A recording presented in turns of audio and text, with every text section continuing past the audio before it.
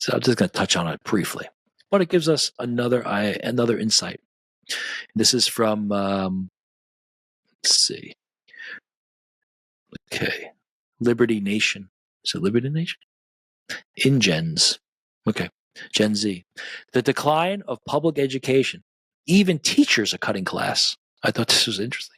Teachers seem to be having a hard time making it into work by Corey Smith. 2 things must happen for children to learn in public schools. They must attend their classes, and teachers must be there to educate them. Makes sense? Child's present, teacher's present.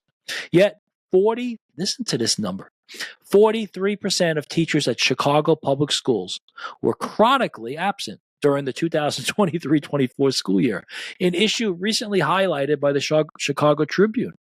Of all the problems currently affecting children, this might be the one most troubling. It's bad enough that schools are having a difficult time hiring enough teachers, but now some can't even get their staff to show up every day. Is this an isolated issue or a problem that stretches beyond the Windy City? Let's take a look. Education takes a back seat.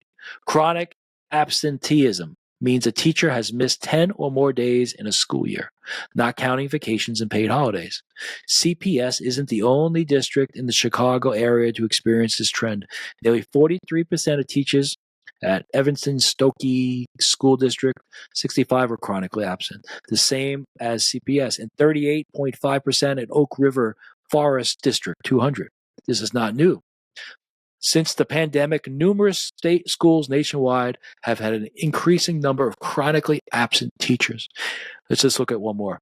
In New York City, during the 2022-23 school year, almost a fifth, that's crazy, a fifth of public school teachers missed 11 or more days, slightly higher than the previous year. Each week in the 2023-24 school year, nearly 15%.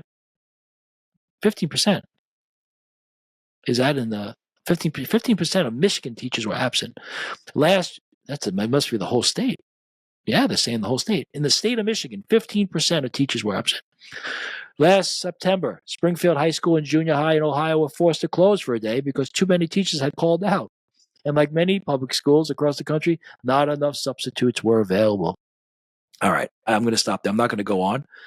But I think as we look at the article from the kindergarten teacher who's celebrating her newfound confidence to be free, bravo, bravo. We also have to look at the statistics that show how poor the public education is especially in major cities, right? And in minority areas. So the Democratic Party, the progressive movement who wants to continually make race an issue, are running these major cities and are running these major school systems, and they're creating an environment. We know. I say this to my kid. Whether it's sports, whether it's educate, show up. 90% of it is show. If you show up and you sit in class and you pay attention, 90% of it you probably got an A. You probably got a B. I don't know. You're going to do okay. Show up, then do your homework. If you do your homework on top of that, wow, now you're there, man. And if you want to do really well, then you study extra hard and you do the extra work, okay? But show up is number one. You have to show up, and the teacher has to show up. I've been a teacher. If you're not there, it's a stability, and you feel it as a teacher. When you come back and you haven't been there, you have to reset. Your manner, your rules, if you have them. Some teachers don't have any rules, but you can feel the I always use the analogy of a bus. The wheels on the bus are shaking, right? The wheels on the bus go round and round, right? The balance on those wheels are off. The bus is shaking. When you're there consistently, and even if you're a teacher, you can't be on your game every day. Because it's a performance, right? It's many ways. You're standing in front of them, and sometimes it's exhausting. But I see that with my wife. I see that with Lori, and I praise her.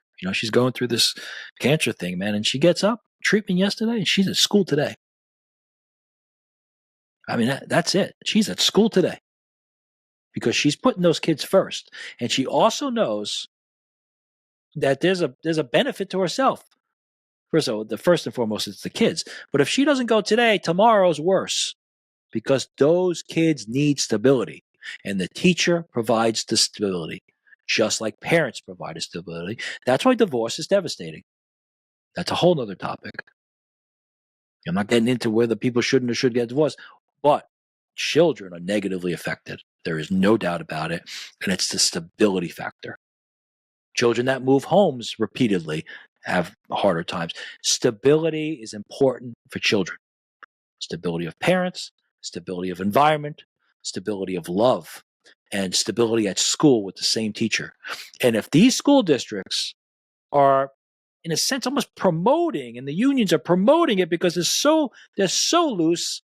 Everybody always talking about teachers being underpaid. I don't know. Ask the Catholic school teachers how much they pay, or the private school, a lot less. All right. I mean, I'm not going to get into this. And don't, you can send me emails if you're a teacher, but you got to show up.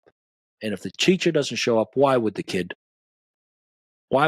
feel compelled to show up?